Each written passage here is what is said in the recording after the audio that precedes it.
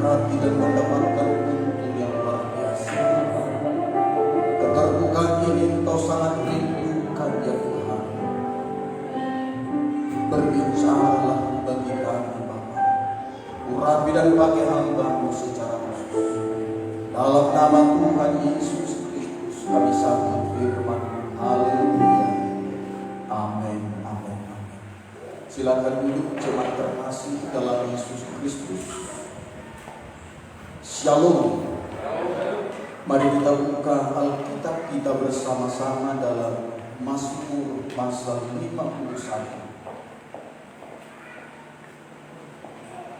Ayat yang pertama sampai ayat yang ke-6. Mazmur 51 ayat pertama sampai ayat yang ke-6. Demikianlah firman Tuhan. Untuk pemimpin biduan Mazmur dari Daud, ketika Nabi Nathan datang kepadanya setelah ia menghampiri Batseba. Kasihanilah aku ya Allah menurut kasih setiamu. Hapuskanlah pelanggaranku menurut rahmat-Mu yang besar. Bersihkanlah aku seluruhnya dari kesalahanku, dan tahirkanlah aku dari dosaku. Sebab aku sendiri sadar akan pelanggaranku, aku senantiasa bergumul dengan dosaku. Terhadap Engkau sajalah aku telah berdosa, dan melakukan apa yang Engkau anggap jahat. Supaya ternyata Engkau adil dalam putusan-Mu, bersih dalam penghukuman-Mu. Nah, jemaat terkasih dalam Yesus Kristus, bagaimana seorang raja, yaitu Raja Daud, di saat Raja Daud menyembunyikan dosanya, dia sangat begitu rapi menyembunyikan dosa yang dia perbuat. Sekalipun Raja Daud adalah raja yang diurapi oleh Tuhan, raja yang begitu dekat dengan Tuhan, raja yang selalu intim dengan Tuhan. Tetapi di saat Daud lengah, di saat Daud tidak sedang berada dalam hadirat Tuhan, dia sedang berjalan-jalan di soto istananya, di tamannya, dan dia memandang ke sekeliling, dan dia melihat ada seorang perempuan sedang mandi, dan dia nikmati pemandangan itu. Lalu muncullah kedagingan dari Daud. Lalu Daud menyuruh pengawalnya mengambil perempuan itu dan bersetubuh dengan dia. Ternyata diselidiki perempuan itu adalah istri dari prajuritnya yang sedang berperang melawan musuh. Tidak ada seorang pun yang tahu akan dosa itu kecuali Daud dengan Tuhan. Daud menyembunyikan dosa itu begitu rapi, dan dosa itu berimbas kepada pembunuhan, supaya dosa itu tidak diketahui oleh suami dari Batseba, yaitu Uria, prajurit Raja Daud sendiri. Maka Uria disuruh oleh panglimanya di saat berperang untuk maju barisan terdepan, lalu diperintahkan pasukan mundur, sehingga Uria terjebak oleh musuh dan Uria mati. Tidak ada seorang pun yang tahu kematian Uria adalah sesuatu yang direncanakan oleh Raja Daud, tetapi Tuhan tahu akan dosa itu. Nah, jemaat terkasih dalam Yesus Kristus, maka Tuhan mengutus Nabi Nathan untuk menegur dosa Daud. Tetapi Daud tidak berkeras hati. Daud terbuka kepada Tuhan. Ada keterbukaan yang luar biasa. Keuntungan dari sebuah keterbukaan. Dan jemaat terkasih dalam Yesus Kristus, keterbukaan itu adalah sebuah keuntungan, bukan sebuah kerugian. Tapi kita melihat jemaat terkasih, hati-hati.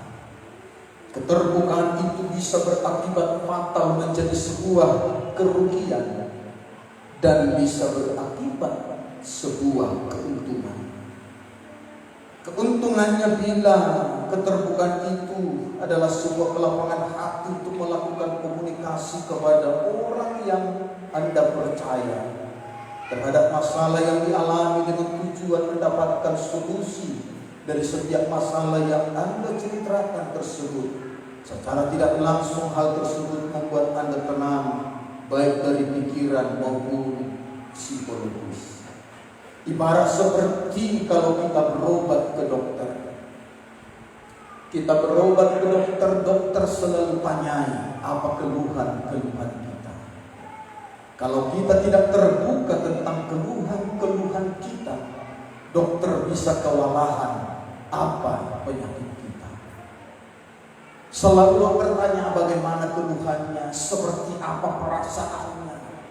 Bila kita terbuka dengan jujur kepada dokter, maka dokter akan dengan begitu cepat memberikan pemeriksaan dan menemukan apa yang menjadi penyakit kita.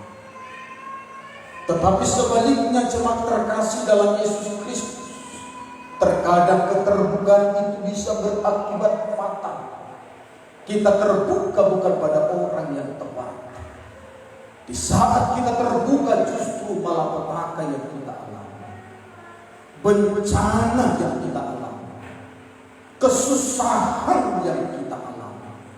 Kita sampaikan isi hati kita, tapi dia beberkan kepada orang lain. Ini sebuah kesalahan yang fatal. Nah, di sini kita tidak temukan adanya keuntungan, tetapi kerugian yang luar biasa. Nah, untuk itu jemaat terkasih, hanya kepada satu pribadi, bila kita terbuka, kita pasti mendapat untung luar biasa. Hanya kepada Tuhan, bila kita terbuka, kita mendapatkan keuntungan, dan itu sebuah jaminan. Tetapi dengan manusia dibutuhkan hati-hati, dibutuhkan pertimbangan, dan tidak ada jaminan yang pasti. Bila kita terbuka dengan manusia, kita beroleh untung yang luar biasa. Nah, untuk itu jemaat terkasih, bukan berarti saya melarang jemaat terbuka dengan orang lain, tapi hati-hati jemaat Tuhan. Terkadang dengan orang yang salah kita terbuka, dan orang itu membumbu-bumbui apa yang kita ceritakan, bisa berakibat fatal kepada kita. Bukan keuntungan. Suami istri pun belum tentu bisa sebuah jaminan kita bisa saling terbuka.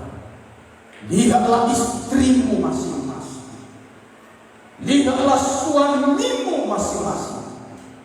Bisakah diajak terbuka atau tidak? Hati-hati jemaat Tuhan. Kitalah yang tahu. Dan bahkan belum tentu semua hal bisa diungkapkan kepada istri. Apalagi kalau istrinya tidak bisa tanda kutip jaga mulutnya. Suaminya curhat ke dia, malam istrinya curhat kepada ibu tetangga. Suamiku begini, begini. Betapa istri yang seperti itu yang menghancurkan suaminya. Tapi lihatlah, istri juga terbuka kepada suaminya. Suaminya juga bisa menceritakannya kepada orang lain. Jadi masing-masing kita punya hikmah. Saya tidak melarang, saya tidak menghancurkan, tetapi kita yang tahu. Bisakah kita terbuka? Bisakah kita curhat? Tetapi dengan satu pribadi yang saya katakan bernama Tuhan Yesus Kristus, dalam hal apapun kita tidak rugi terbuka. Dalam dosa, dalam kita tidak rugi terbuka dan terjamin 100% kita pasti diuntungkan. Tapi dengan manusia kita butuh kehati-hatian. Saya sudah lihat banyak suami kalau terbuka dengan istrinya malah bencana datang. Kalau suaminya bilang begini, oh tidak, selalu dipatahkan semangatnya. Kita buat begini, kita kasih ini, oh enggak, jangan. ₹1 pun jangan berkurang. Jadi kita harus tahu, kalau istrinya dia luar biasa, kita mau begini, janganlah Pak, tambahlah, terlalu sedikit, itu luar biasa. Jadi kalau tiba istri kita model begitu, terbuka dalam hal memberi kepada dia. Ini gereja kita membuat seperti ini, Mak. Berapa kita kasih? 500.000. Bapak ini berikan 5 juta lah Pak. Hanya 1 nol yang tambah. Tidak banyak. Oh, luar biasa. Kalau istrimu model seperti itu, curhatlah kepada dia dalam hal memberi. Tapi kalau istrimu pelit sedunia, kita kasih 500.000. Oh enggak lah Pak. Hilangkan nolnya 5. Tinggal ₹5. Hati-hati. Jadi kalau istrinya pelit, jangan pernah terbuka atas dia tentang memberi.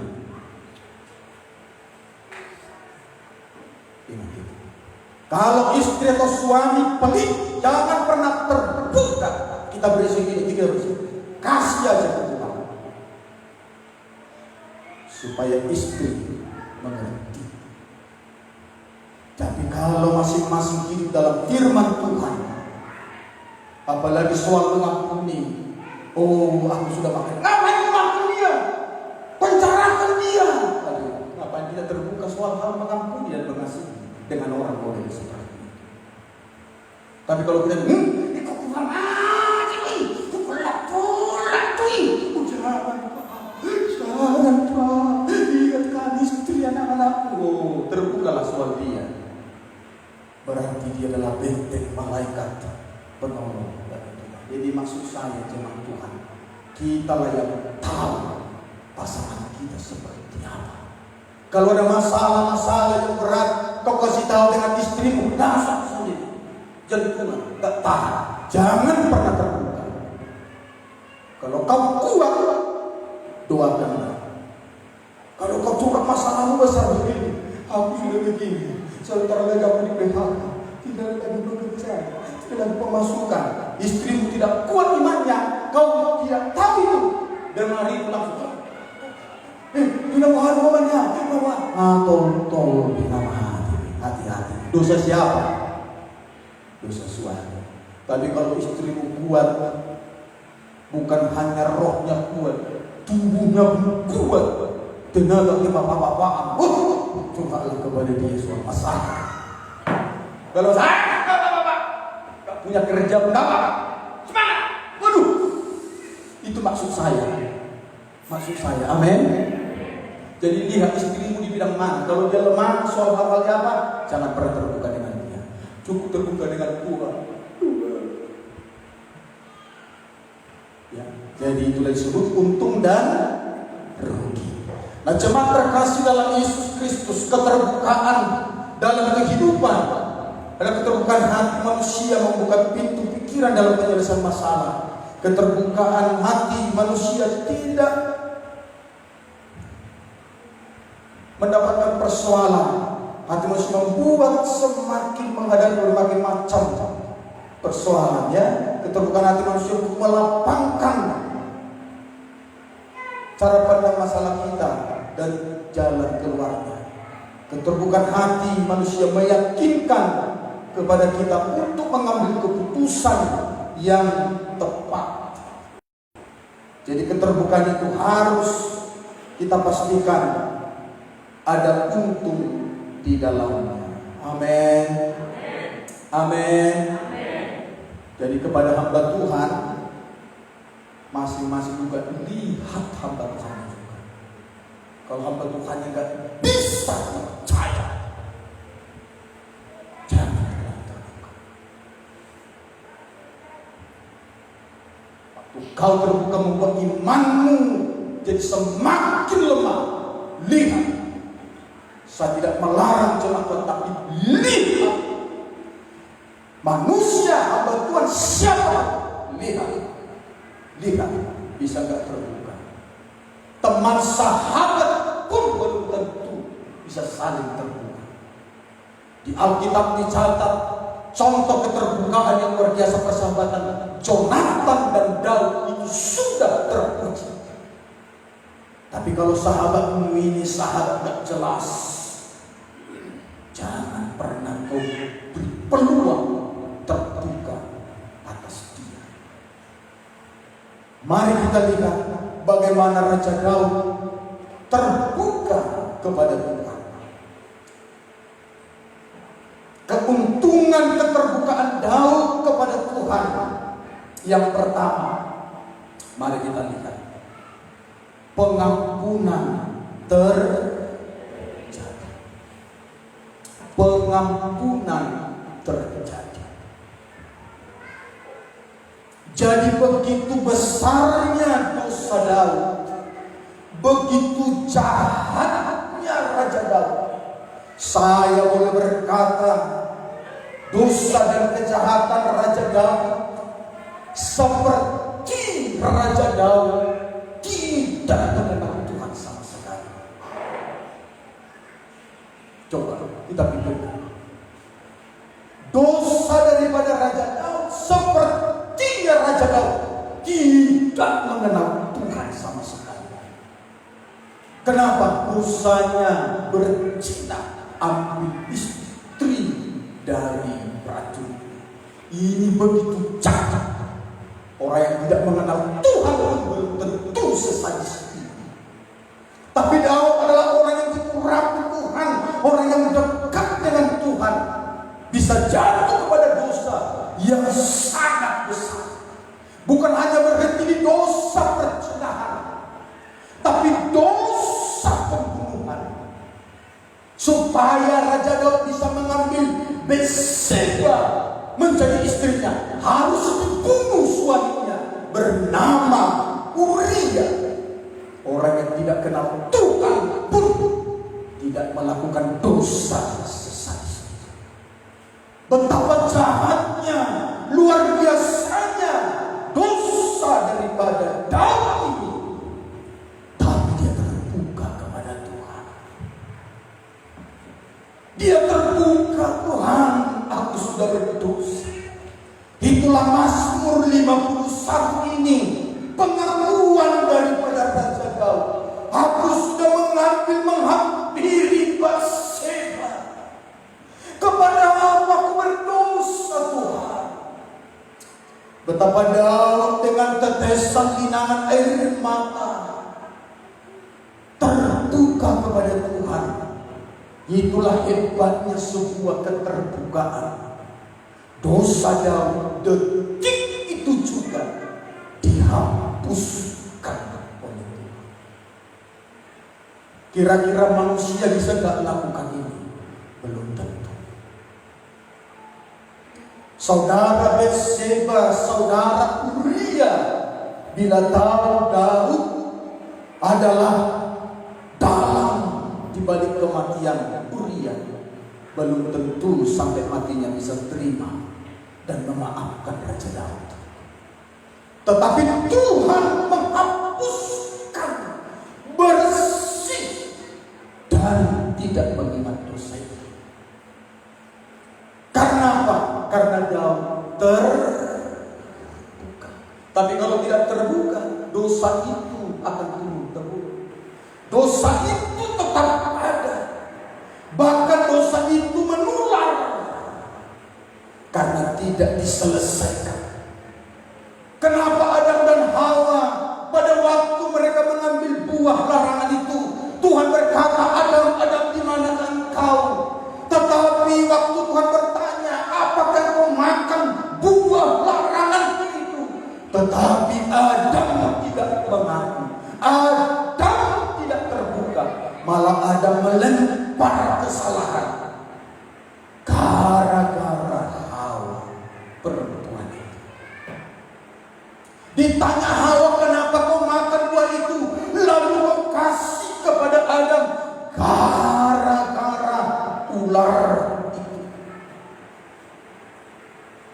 Tidak ada keterbukaan.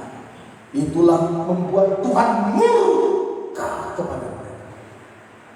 Jadi anak-anak belajar, kalau melakukan dosa kesalahan walaupun fatal, terbuka.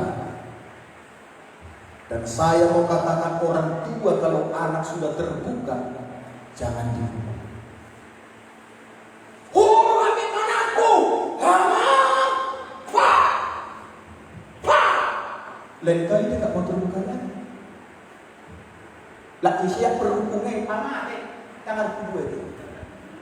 Getua mau dimana dipinasa, dimana dipisah lomong, saus, goreng. Bukan aku yang ambil itu. Karena apa? Waktu dia sadar, kita habisi dia. Hati-hati ya, orang tua jangan jadi setan bagi anak. Kita ikuti cara Tuhan, amin. Tuhan kalau sudah mengaku, amang dekutul tak guna di motor nama aku. Itu bilang begitu. Kita ikuti cara Tuhan, amin. Anak kalau berdosa, bila perlu dia sadar, kasih uang. Siapa tadi cakap kotor? Kalau bilangnya siapa? Siapa aku? Sampai dia bertaruh tongkat ini tangan kita. Mana mau lagi dia mengaku?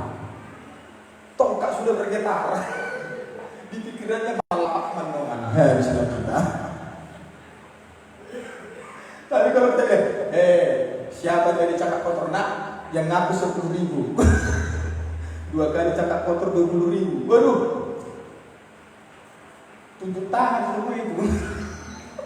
Aku tadi bilang lagi Pak, sama siapa? Sama kakak. Oh, berapa kali? 1 kali Pak. Aku bilang anjing Pak 3 kali. Aduh. Tapi tetap kasih itu enggak bagus. Sempat kakakmu bagi gimana Pak? Jadi bagi lagi. Mau kau terima teman dengan bagi? Satu tempat tidur dengan bagi. Jangan bilang bagi. Nah, kita didik. Jadi keterbukaan itu, Raja Daud terbuka, dosanya hapus sah. Tidak lagi pernah diingat. Amin.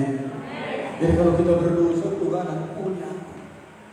Tidak ada dosa semerah apapun yang Tuhan tidak bersihkan putih seperti salju. Yang kedua, dengan keterbukaan kita apapun itu akan menghancurkan kesombongan dan kemunafikan dalam diri kita. Jadi orang-orang yang tidak mau terbuka itu adalah tipe orang sombong. Sombong. Ngapain aku terbuka? Biarin aja. Munafik. Munafik itu suka tukang-tukangnya rasa. Begini untuk menutupi dosanya, membentengi dosanya, melapisi dosanya. Jadi keterbukaan itu. Mazmur 131 berkata, nyanyian Kiara Daud, Tuhan, aku tidak tinggi hati dan tidak memandang dengan sombong. Aku tidak mengejar hal-hal yang terlalu besar atau hal-hal yang terlalu ajaib bagi. Jadi Raja Daud berkata bahwa dia tidak sombong. Dia tidak munafik. Seorang raja, dia bisa mempertahankan harga diri wibawa. Bisa saja dia tidak mau mengaku, sekalipun sudah datang Nabi Nathan menegur. Bisa saja dia berkata, hei prajurit, penghalang kepala nabi ini, jangan sampai dosa dibeberkan kemana-mana. Bisa saja Raja Daud melakukan itu, dan itu banyak dilakukan oleh raja-raja Israel karena sombong, karena tidak takut akan Tuhan. Tapi pada waktu Nabi Nathan menegur dosanya, maka dia menangis merana. Dia minta ampun kepada Tuhan. Dia tidak melihat dia sebagai raja yang hebat, raja yang tersohor.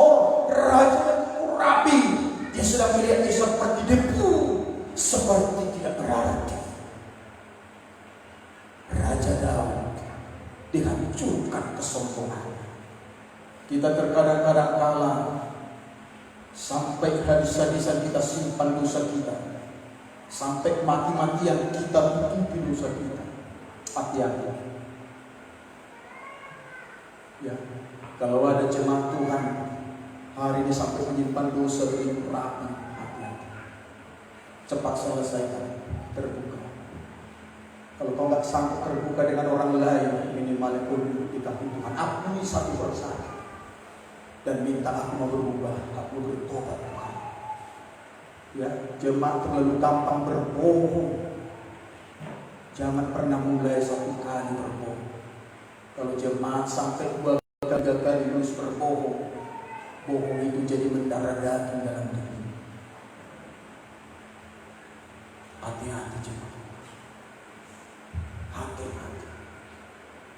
Mengata-ngatai orang sudah mendarah daging dalam diri. Biasakan stop. Hal kecil, hal sepele, jangan pernah berbohong. Amin. Jangan jemaat jadi pembohong. Anggap sepele, kecil. Dari mana tahu? Dari polak. Bohong. Siapapun kita, jujur, terbuka. Walau ada resiko di balik itu, makanya jangan berbuat dosa. Jangan melakukan kesalahan kalau tidak siap terima resiko. Lakukan saja kebenaran. Suami-suami jujur, istri-istri jujur. Kalau kita nggak mulai jujur, kita akan menuai anak cucu kita pembohong-pembohong besar. Sepele ya, sepele. Hati-hati. Anak-anak sekolah, anak gadis, jangan mulai. Kalau ditanya jujur, dari mana? Dari rumah teman. Dari mana? Dari warnet. Dari mana? Jujur. Merhalet. Jujur. Saya katakan tadi, orang tua kalau anak sudah jujur, walaupun seperti mengandung murka, tahan. Demi menyelamatkan anak kita, nasihati dia supaya dia terbiasa terbuka. Ya, jangan anggap dosa kecil, dosa besar, segala macam, semua namanya dosa di mata Tuhan. Yang ketiga, keuntungan dari sebuah keterbukaan. Yang ketiga, peninggian Tuhan turun. Sampai saya buat gambar pesawat ini. Pesawatlah yang paling tinggi dari semua gedung bangunan apapun yang lain. Sampai dia menembus berlapis-lapis awan.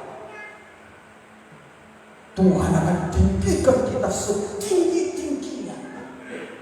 Bayangkan daun terbuka, bukan makin menurun, tapi ditinggikan Tuhan. Dimuliakan Tuhan.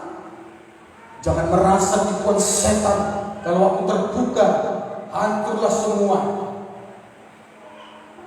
Hilanglah semua nasihat kita. Jangan mau diikuti. Peninggian Tuhan turun. Ingat pesan Yesus apa? Barang siapa merendahkan diri barang siapa meninggikan, diturunkan. Ingat itu.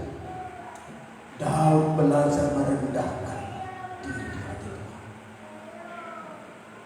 Dia mengaku walau dia seorang raja. Terkadang banyak orang dia menutupi karena dia orang hebat, pemimpin, berusaha menghalalkan segala supaya dosa, kejahatan, kesalahannya tidak terbongkar. Tapi sehebat apapun dia menutupi, suatu saat akan terbongkar. Jadi lebih baik apa? Terbuka. Sakit, menderita kalau kita tidak terbuka. Dituduh rasa bersalah terus. Rasa bersalah terus. Jadi lebih bagus kita apa? Terbuka. Kalau kita lakukan kesalahan, pecah diri, bisa saja, ya. Bahkan anak-anak sekarang ini sudah banyak kita, kakak itu, kakak,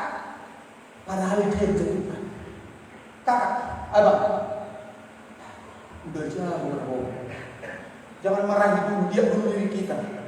Ama dan lu bisa benar. Aku juga begitu. Dulu aku begitu. Nah ya, mulai sekarang kita berubah. Ya, pecah lemari. Kalau kita yang bikin, jujur. Tapi yang bikin itu Pak, lempar-lemparan aku sama dia. Rupanya salah lempar Pak. Oh, ya, jujur. Jangan bilang begini, entah kenapa Pak, jatuh sendiri. Mata yang membuat TV-nya jatuh sendiri. Masa? Iya Pak, kayaknya datang ke bumi lokal Pak tadi. Bohongnya sudah banyak sekali, dosanya sudah banyak. Jujur. Padahal kalau kita terbuka, plong. Dan yang terakhir, yang keempat, keterbukaan Raja Daud membuat keuntungan yang luar biasa atas dirinya, mengalami perkenanan Tuhan. 1 Samuel 13 ayat 14. Tetapi sekarang kerajaanku tidak akan tetap. Tuhan telah memilih seorang yang berkenan di hatinya, dan Tuhan telah menunjuk dia menjadi raja atas umatnya, karena engkau tidak mengikuti apa yang diperintahkan Tuhan kepadamu. Jadi pada waktu Raja Saul yang sombong itu ditolak oleh Tuhan menjadi raja, maka datanglah firman Tuhan melalui Nabi Samuel. Samuel menyampaikan firman ini kepada Raja Saul. Engkau sudah ditolak Tuhan, dan Tuhan sudah mengangkat seorang raja yang berkenan di hatinya. Memang Nabi Samuel tidak menyebut nama itu, tetapi yang dimaksudkan adalah bukan raja, Daud sendiri yang berkenan di hati Tuhan. Sampai kelahiran Yesus Kristus, saking berkenannya Tuhan atas Daud. Daud sudah ribuan tahun meninggal, sudah jadi tanah tubuhnya. Tetapi masa kelahiran Yesus Kristus selalu disebut-sebut dan dipanggil orang, Yesus anak Daud. Yesus anak Daud. Saking berkenannya Daud di mata Tuhan, nama Daud tetap dibawa-bawakan, disebut-sebut sampai kepada kelahiran Yesus Kristus. Karena Daud adalah pribadi yang terbuka. Amin. Amin. Terbuka. Terbuka. Terbuka. Jangan demi menutupi diri kita selamat dari hukuman sesaat, kita berbohong, kita tidak jujur, kita berdusta, tapi sekarang benar. Ya. Anak-anak terbuka dari sekarang. Amin. Amin. Ya. Jangan jago-jago bohong.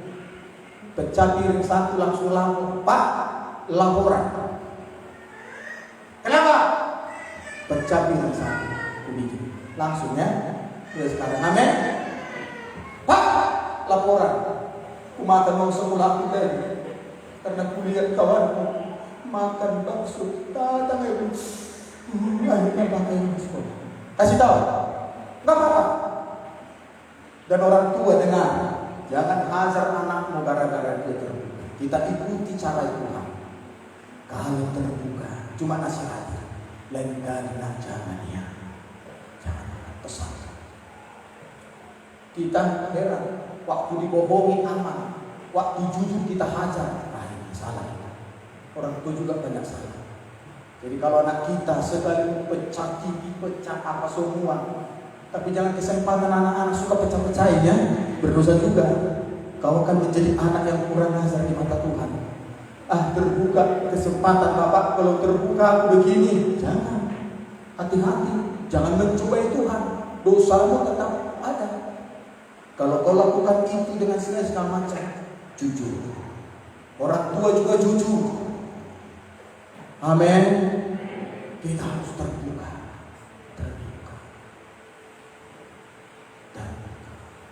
Mari kita bangkit berdiri bersama-sama.